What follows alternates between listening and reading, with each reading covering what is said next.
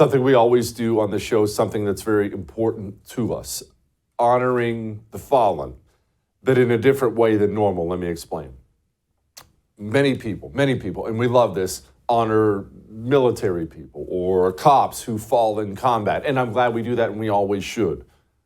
In my opinion, we neglect the people who die in training.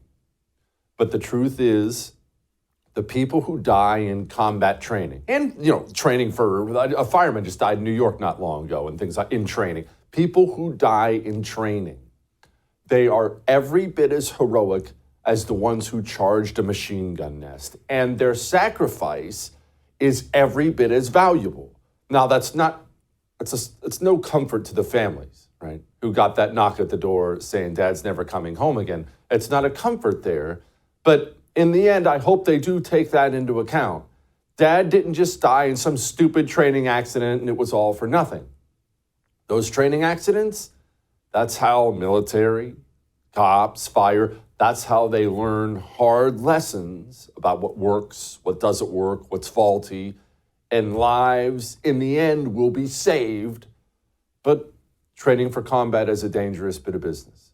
So let me do something before I read their names, actually, because we just lost 5 of them. Helicopter crash, Black Hawk, over the Mediterranean. These guys were part of the 160th Special Operation Aviation Regiment. Now, what does that mean? For most people, that means nothing. So allow me to explain, because actually it's really, really cool. They're called the Night Stalkers, all right? The Night Stalkers. What do? Well, you ever talk to a Green Beret, a Navy SEAL, any of these types, any of these super high-speed, super ninja types? I certainly was never anything like that, but I'm friends with many of those guys, and I do talk to them. And the way they speak about the helicopter crews who bring them in, get them out, provide cover for them, the way they speak about them as if they're above themselves. The last Green Beret I talked to, he talked about these crews, these special operations helicopter crews, and he said, those guys are braver than we are. He said, they're crazy. These guys with these Night Stalkers, man, they don't have an option.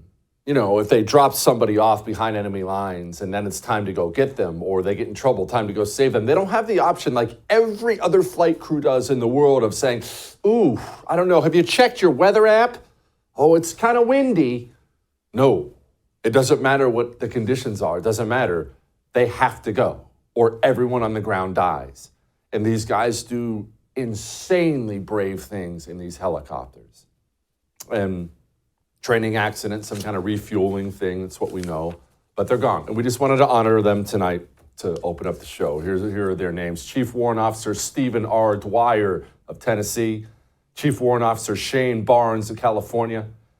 Staff Sergeant Tanner Groan of New Hampshire. Sergeant Andrew Southard of Arizona.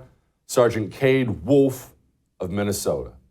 So we honor those heroes today the same as we would any other, and we respect their sacrifice.